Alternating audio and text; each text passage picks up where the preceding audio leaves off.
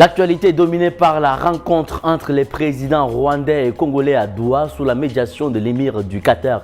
Les deux dirigeants ont affirmé leur volonté de s'y incesser le feu. Reste à savoir si cette volonté se concrétisera. Les détails à suivre dans ce journal. Nous parlerons aussi de l'expulsion de 238 ressortissants vénézuéliens des États-Unis vers une prison du Salvador qui aggrave encore les relations déjà tendues entre les deux pays.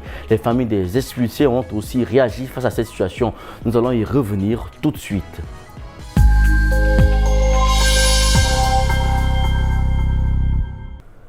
Mesdames et messieurs, bonsoir et bienvenue sur Tchad Info TV. À la surprise générale, les présidents rwandais et congolais se sont rencontrés mardi 18 mars sous l'égide de l'émir du Qatar pour évoquer la situation dans l'est de la RDC où Kigali soutient la rébellion de l'AFC M23. C'est la question est maintenant de savoir si le cessez-le-feu en faveur duquel les deux dirigeants ont réaffirmé leur engagement va se traduire dans les faits. La réunion a aussi été l'occasion pour l'émirat de scier un coup diplomatique. Selon Benjamin Auger, chercheur associé au Centre africain subsaharien de l'Institut français des relations internationales, le doigt entre autres aux bonnes relations qu'il entretient tant avec le Rwanda qu'avec la RDC. Les détails. Le Qatar a facilité une rencontre entre Félix Tshisekedi et Paul Kagame aboutissant à un engagement de cessez-le-feu dans l'est de la RDC. Ce processus, initié depuis plusieurs années, a impliqué des réunions à Doha, Paris et des visites fréquentes du ministre des Affaires étrangères qatari à Kigali et Kinshasa pour favoriser le dialogue. Le Qatar entretient de bonnes relations avec le Rwanda et la RDC. Il finance la construction d'un nouvel aéroport près de Kigali, un investissement de 1,6 milliard de dollars. Doha s'intéresse également aux infrastructures en RDC, ce qui a conduit Félix Tshisekedi à solliciter son aide pour la médiation. Paul Kagame, ayant des liens étroits avec Doha, s'est montré réceptif à cette démarche. Le Qatar a réussi à s'imposer comme un pont entre les deux présidents, malgré une perception de proximité avec le Rwanda. Sa capacité à rassembler les deux dirigeants confirme son rôle clé dans le processus de paix. Le Qatar se positionne comme un acteur neutre, prêt à financer des investissements si nécessaire. Il agit comme un facilitateur de consensus, sans agenda caché, ce qui renforce sa crédibilité. Le Qatar doit éviter de perturber d'autres initiatives de médiation en Afrique. Il cherche à coordonner ses efforts sans prendre le contrôle du processus. Toutefois, les priorités du Qatar restent centrées sur le Moyen-Orient, notamment Gaza, limitant son implication en Afrique à des demandes spécifiques des acteurs concernés. Le dossier envenime les relations déjà bien tendues entre les États-Unis et le Venezuela. L'expulsion de 238 ressortissants vénézuéliens vers une prison du Salvador. Expulsion qui a eu lieu ce lundi 17 mars, dont lieu a une nouvelle passe d'armes entre les deux pays. Quant aux familles des expulsés, elles protestent contre une action jugée illégale. Donald Trump a invoqué une loi de temps de guerre datant du XVIIIe siècle pour expulser 238 membres présumés du gang vénézuélien train de Haraga vers le Salvador, dont l'incarcération dans une prison de haute sécurité a été annoncée dimanche 16 mars par le président Nayib Bukele. Si pour l'administration Trump, ces individus sont des criminels liés au gang, leurs proches restés au Venezuela demandent eux catégoriquement ces allégations. Plusieurs ont découvert leur expulsion sur une vidéo mise en ligne hier par les autorités salvadoriennes. Frère de l'un des expulsés, Carvin Argulo, a répondu aux questions de la rédaction en espagnol de RFI. Mon frère a passé environ 6 semaines incarcéré au Texas. Et juste à la fin, il a pu échanger avec notre mère, raconte celui-ci. Il disait qu'il allait signer un document pour être déporté vers le Venezuela, qu'il y avait eu un jugement dans ce sens. On s'attendait, ma mère et moi, à ce qu'il retourne là-bas. Mais finalement, on a appris qu'il avait été expulsé vers le Salvador. Le jeune homme assure que son frère n'avait aucun lien avec le réseau criminel. S'il a été arrêté, c'est sans preuve, explique-t-il. Et les tatouages qu'il porte n'en sont pas. Depuis qu'il est tout petit, mon frère aime les tatouages. C'est quelque chose de très populaire en Colombie et au Venezuela. Depuis l'âge de 15 ans, il s'est tatoué le nom de ma mère et de mon grand-père, poursuit Kervin Angulo. Le gouvernement vénézuélien a publiquement condamné la détention de ses ressortissants au Salvador, alors qu'aux États-Unis, l'affaire est au nom d'un juge fédéral. Ce dernier a demandé à l'administration Trump de s'expliquer sur la justification de ces expulsions, provoquant une colère noire du président américain.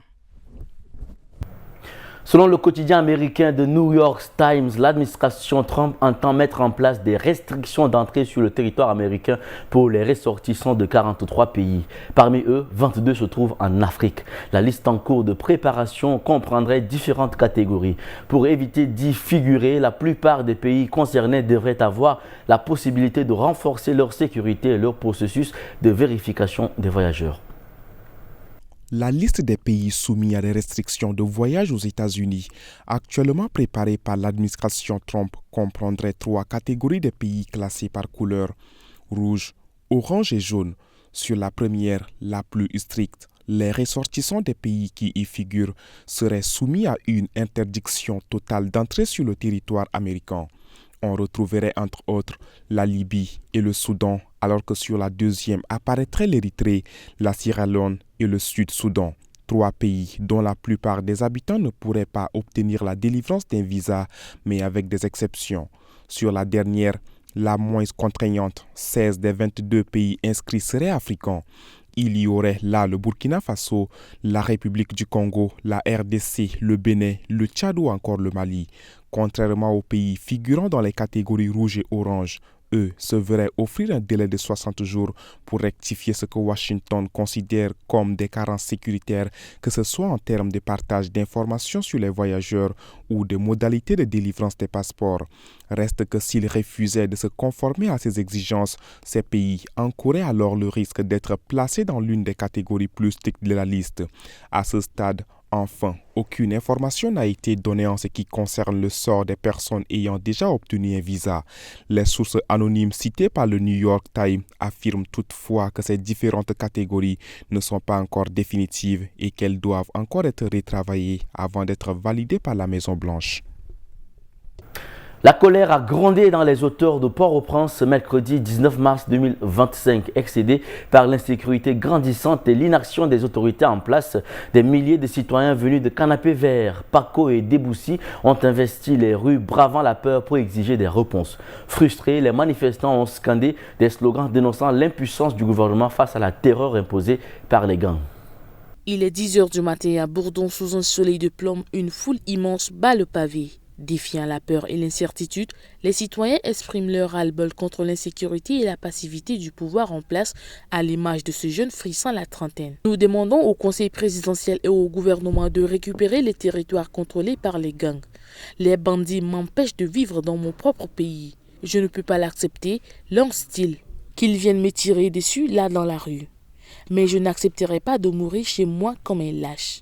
Abandonnés par l'État, en colère, ces manifestants se disent prêts à se battre pour retrouver le droit de vivre en sécurité dans une capitale dont la chute paraît de plus en plus probable. Les gangs, qui depuis des années sèment la violence à Port-au-Prince, dont ils contrôlent environ 85% du territoire selon l'ONU, multiplient ces derniers jours des attaques dans plusieurs quartiers qui échappent jusqu'à leur contrôle, sémant la terreur parmi la population. Ils veulent nous chasser du pays, mais nous n'avons nulle part où aller. Nous n'avons ni mère, ni père, ni personne à l'étranger sur qui compter. Notre seul refuge, c'est notre pays et nous n'acceptons pas de le livrer aux gangs, affirme un manifestant. L'objectif de ces citoyens était clair, atteindre les lieux où le pouvoir politique est installé. Mais à mesure qu'ils progressaient, la répression s'est abattue sur eux. Ils ont buté sur un grand dispositif de sécurité. Tirs dans les airs, utilisation du gaz lacrymogène, les policiers ont répondu à la détresse populaire pour la force. Une nouvelle démonstration des autorités de Haïti qui semble plus prompte à étouffer les revendications qu'à combattre les sécurités qui gangrènent la capitale. La question du Kenya et des trafics de drogue a été soulevée dans le dernier rapport sur la stratégie internationale du contrôle des stupéfiants du département d'État américain. En septembre, un laboratoire de production méthamphétamine, une drogue de synthèse mortelle, a été démantelé par la police kenyane. Le département d'État révèle maintenant qu'il appartient à un cartel mexicain. C'est la première opération mexicaine de grande échelle confirmée au Kenya, écrit le département d'État américain. Le cartel Jalisco Nouvelle Génération s'est installé au fin fond de la forêt des collines de Namanga, à la frontière avec la Tanzanie. Sur renseignement américain, la police kenyane a pu arrêter en octobre 2024 un membre du cartel alors qu'il tentait de rejoindre Mexico. D'après l'Office des Nations Unies contre la drogue et le crime, le Kenya représente une plateforme mondiale du trafic de stupéfiants. L'héroïne d'Asie et la cocaïne d'Amérique latine y transitent à destination de l'Europe. Passer à la production représente donc une étape supplémentaire pour le pays. Le département d'État américain note le manque de volonté des autorités pour lutter contre ce trafic. Malgré des lois très strictes, le taux de poursuite et de condamnation reste très faible, écrit le rapport qui rappelle que le trafic de drogue reste un des principaux moteurs de la corruption au Kenya. Selon Martha Koome, la présidente de la Cour suprême kenyane en 2021 et 2022, plus de 520 000 affaires de trafic de drogue ont été jugées. Plus d'un tiers d'entre elles étaient en souffrance depuis près de 3 ans. Et c'est la fin de cette édition, mesdames et messieurs. Merci de l'avoir suivi. Très bonne suite de programme sur Tchad Info TV, votre chaîne d'information.